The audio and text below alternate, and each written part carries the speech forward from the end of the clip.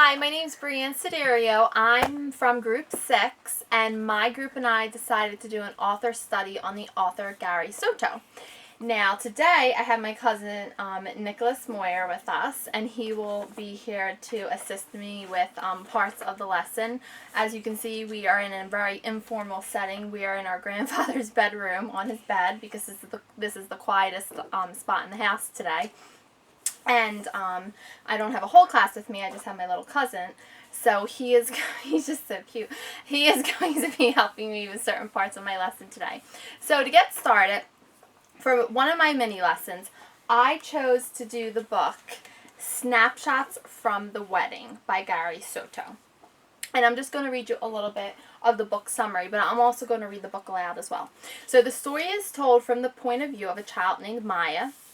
Maya is a flower girl in the wedding. She describes a Mexican-American wedding through snapshots of the day's events of the wedding. Because Gary Soto, that's what kind of writer he is Mexican-American, and that's what he writes all his books around. He writes it around Mexican-American culture. The book is displayed as a wedding album where all of the illustrations look like snapshots from a camera. Page by page, just like a wedding or photo album, the main events of the wedding are displayed in such vivid and lifelike illustrations as you will see.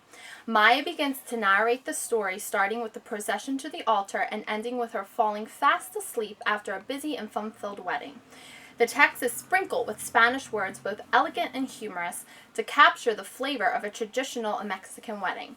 The book takes the reader through a fun cultural walk of a Mexican-American wedding. It gives the reader a little insight into this culture's traditions of how Mexican-American weddings are celebrated.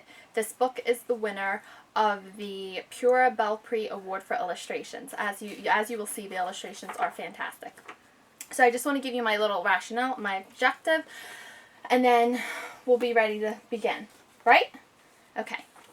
The rationale as to why I chose this book for this particular literary concept that I will be doing is because it's displayed throughout the book, as you'll see as I begin reading it. But my rationale, as I wrote, says Gary Soto's picture book, Snapshots from the Wedding, gives a wonderful account of the events that take place during a traditional Mexican-American wedding and includes beautiful, vivid illustrations to accompany the text.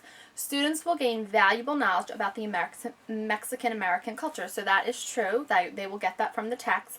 But most importantly, this is what they're going to get from the text because this is the focus on my mini lesson.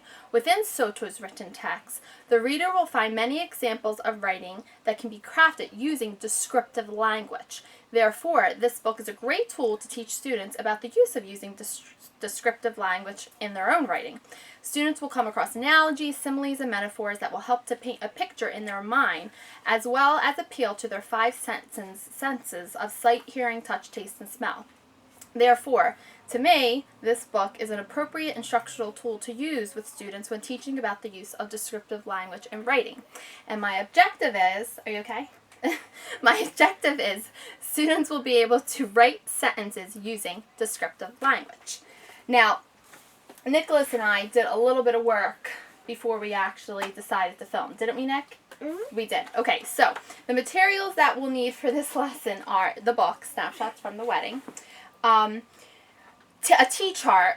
One of my other members, she did a lesson using the text Canto Familiar. I believe that's how you pronounce it. She used a T-chart in it where students would, after reading the book, they would write, or during reading the book, I think it was, they write like things that they were familiar with or things that were new to them on the T-chart.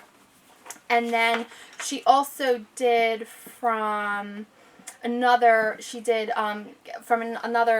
did Cato's Kitchen. Not Cato's Kitchen. I can't remember the name of the other book, but she did alpha boxes. Dictionary, so where she made the students do any words that were new to them. They had to infer the meanings of the Spanish words, so they kind of like created a Spanish dictionary.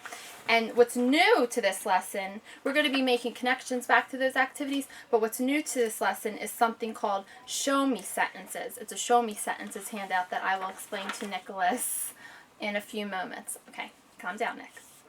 All right, so prior to the lesson, Nick, what did I do with you? I sat you down. Even before I get to the meat of my mini lesson, I feel it's important just to talk about the book with the students and read it to them just for pure enjoyment, even before I dive into the literacy concept that I want to teach them. So Nick, what did I do with you? I introduced the book to you. I said Snapshots from the Wedding. It's by Gary Soto. And I asked you to tell me if you knew anything about weddings. And what did you tell me? The bride and the male help the groom kiss. Okay, so that's all he could tell me, that the bride and the groom kiss in a wedding. And then I said to him, do you know anything about Mexican American weddings or Mexican American culture? And did you know anything about them? What do you know about Mexican American weddings or the Mexican American culture, traditions, values, things that they do, things that they believe, things that you would relate to people who are of Mexican descent? Did you tell me that you knew things? No, he kind of didn't know too much about it. And I kind of had to explain to him what culture meant, and I explained to him that he's Italian American and he's also Korean American. So and then I had a little discussion with him about like our culture of being Italian American, things that we do, and just from, you know, him being in my family, we were able to talk a little bit about his Korean American culture. So I told him that as we read this book, he is going to learn about the Mexican American culture and how they celebrate weddings. Now, I already read the book to him, and we read it, and we just read it to enjoy it, and we read it to learn about the Spanish. You know, there was new Spanish words. He actually knew some of them. He helped me pronounce some of them. And we talked about things that were happening in the story. He made some connections. I thought that it would be best just to do that prior, because then this video would be really, really long. But in a minute, we're going to read it for the objective of my mini lesson. But he's not... If I were to do this, if all the students were to already be immersed into this author study, they would know what the T-chart was. So the first time I would read it, they would just be using their T-chart to write down things that were familiar to them or things that were new to them. And then they would be using their alpha boxes, their dictionaries, to record new Spanish words and their definitions in there. So I think that would be really good to keep that flowing throughout our whole unit. And now it's time to get started. So, Nicholas, do you know what